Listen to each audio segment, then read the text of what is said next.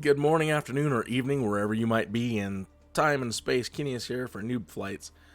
I wanted to make a little video here for those of you like me who don't have an Uber system, a medium end system on medium settings, AMD Ryzen 7 2700X RX 580, 32 gigs RAM, and I want to show you the kind of performance that you might get or expect out of Microsoft Flight Simulator. So let me clear all this stuff off the screen here.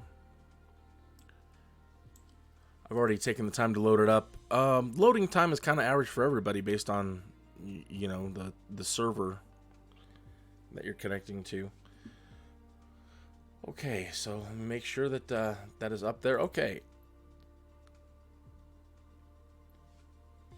let's go into options first. I have tweaked some things to try to give you let me show you what I'm doing here. I like the terrain to be a little bit more detailed as opposed to special effects. So if we scroll down to some of these things like lens flare, I don't really need lens flare.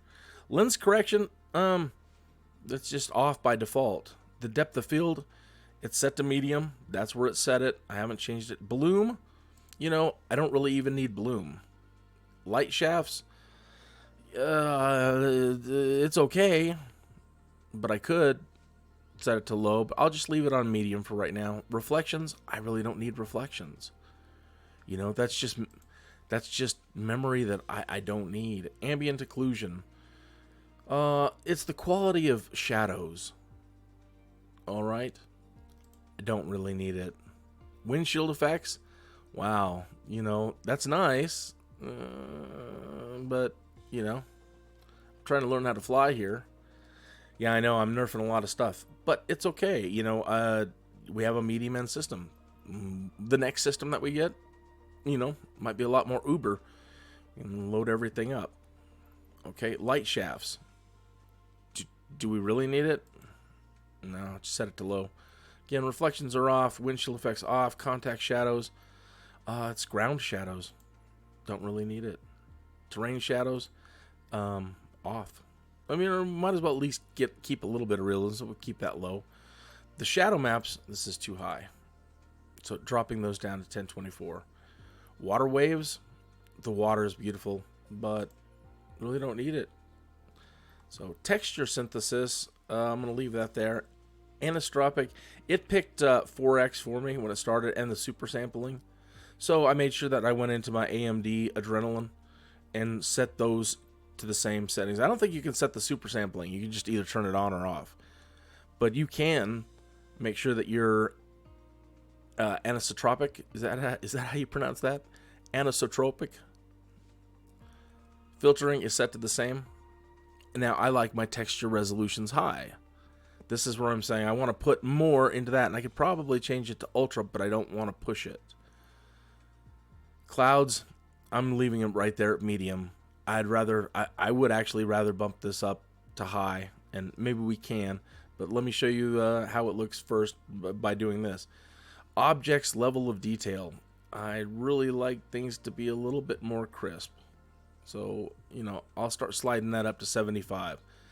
Grasses and bushes, to me, they still have a problem, and they haven't worked it all out. You can set this to low. You can even set that to off. The trees, they're still having a problem. I don't really care. You can set it however you want. You can't turn them off, however, which is it's all right. The buildings, I'm leaving it at where it set me as medium setting. The terrain vector detail, I would love to bump this up. This is what I did bump up. The terrain level of detail, I got that to 100%. Now to get, it says over here, to get super sampling to enable, you have to be above 100%. So I'm at 110%. You can limit the frame rate. That seems to be a new feature. So 60, 30, 20. I didn't know that they had a 20. Yesterday, I don't believe that there was a 20. I thought it was only 30. I'm going to leave it at 30. Vsync, I could probably turn it off. All right. The global rendering quality, again, it's custom. I'm running 1920 by 1080 for this. Okay, So, yeah, even if you have a medium system, there's some things you can turn down, some things you can turn up and try to balance it out a little bit. Let's apply and save this and see what we get when we go in.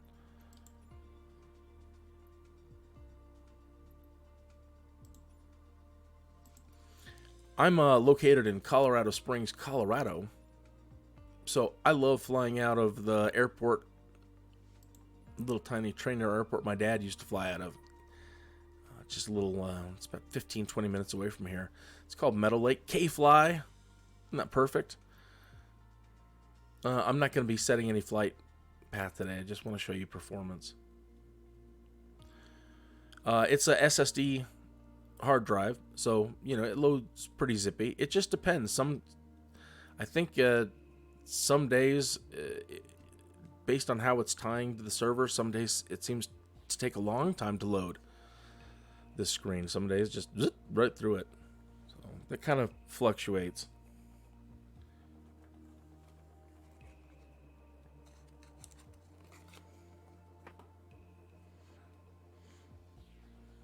So I was a little bit nervous. I'm like, oh, I don't know if my system's going to be able to handle it, and I'm pleased enough.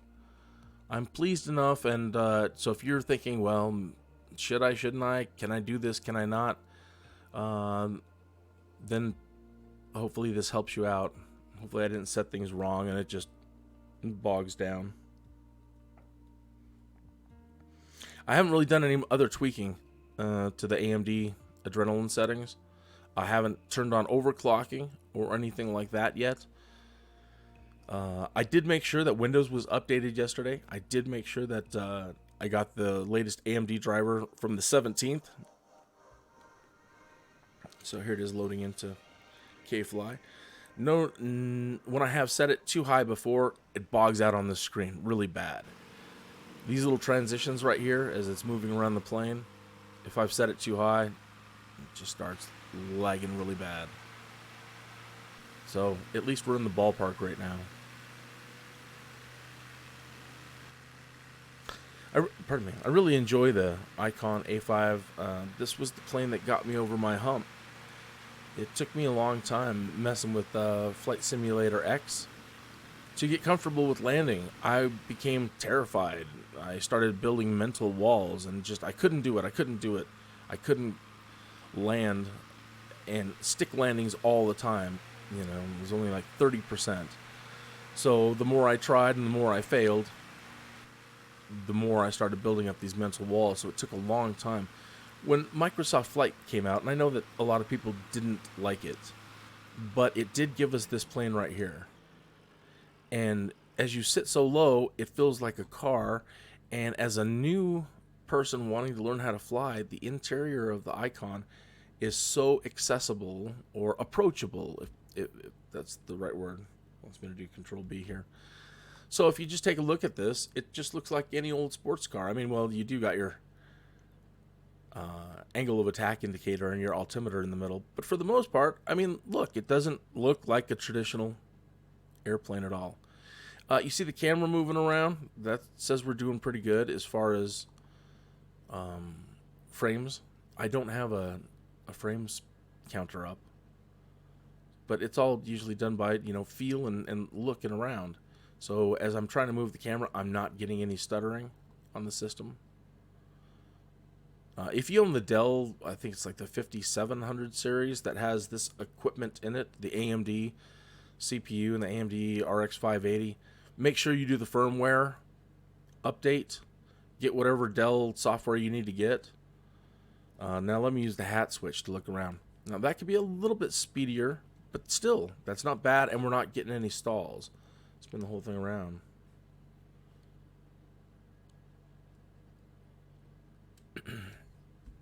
She does not have the beefiest engine. So so getting going in the Icon takes a little bit. One moment.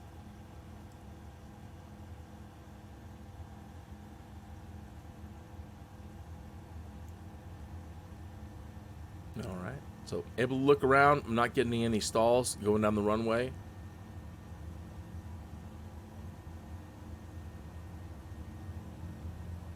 It's not as 100. It's not as crisp as I would really like all the textures to be, but it's not bad. If the goal is visuals, then yeah, you might be disappointed. If the goal is I want to keep learning, then it's not important at all. So there are things that I want to keep learning, and that is instrument flight rules, flight planning, SIDS and stars,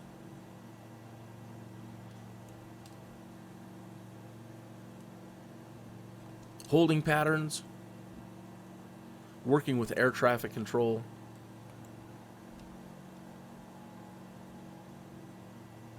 I'm going to do a left exit at this airport. I'm not going to follow really any rules today. I just want to show you around. You'll notice some, it's not the prettiest artifacts the way it's handling the light in the cockpit because we've turned some certain things down. It's not going to be perfect, but it's perfect enough. It is absolutely perfect enough. What does it want here? Oh, it's telling us to climb. I flew this yesterday and I made a recording for Colorado Springs. If you live here and you want to see how well it's doing Colorado Springs, I recommend watching that video, and I haven't linked anything, but it's there in my Microsoft Flight Simulator 2020 folder. It's perfect, bro. It's darn near perfect. Flew around the Garden of the Gods, flew around Pikes Peak, flew around Cheyenne Mountain, flew around NORAD, Fort Carson, the Air Force Academy. They've got the entire stadium in there. And you can read all the text on the field and in the seating. And so I'm just going to move it around a little bit. No stalls, no stutters. I did use the manual cache. I preloaded this area. If you don't know about doing manual cache, you can set it to roaming cache. So as you fly around, it's going to start recording the data to an area on your hard drive or external or whatever, wherever you choose, and it's going to start saving that information for the next time you fly. You can also go in and choose manual cache, and you can search the airport you want to start at and zoom into, and then you can start picking areas on the map by painting them. They call it painting with your right mouse button and clicking and dragging circles around the areas that you want. If you the further you zoom in, the higher the resolution goes up. So yesterday it took me a long time to figure out how to get high res. I'm like, how come I can't get high res? I wasn't zooming in far enough. So if you're zoomed out far and you select large areas, it will save them as low. If you start zooming in tighter and selecting areas, it will save them as medium resolution. And if you zoom in as far as you can and start selecting squares, it will save those as high. So the paths that I travel from Colorado Springs to Denver back down to Pueblo, I've saved most of those as high.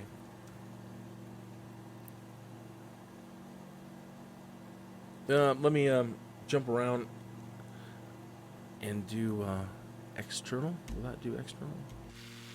Okay. So moving around the camera out here, it's fine.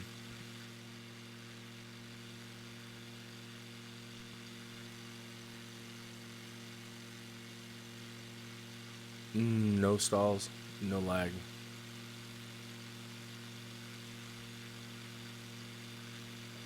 As we get closer to the densely populated downtown, there's no hit in performance. I'm not experiencing any. So it's doing fine.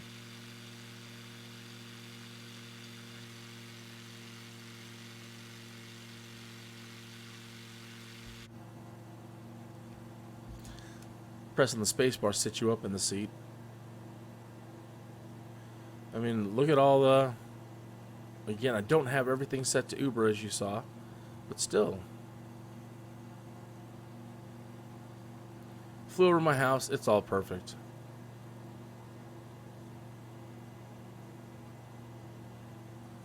So I hope the short little video answers your question, like if you have a medium end system, what to expect. And I think you're going to be happy if, well, we're experiencing just a little micro lag right there.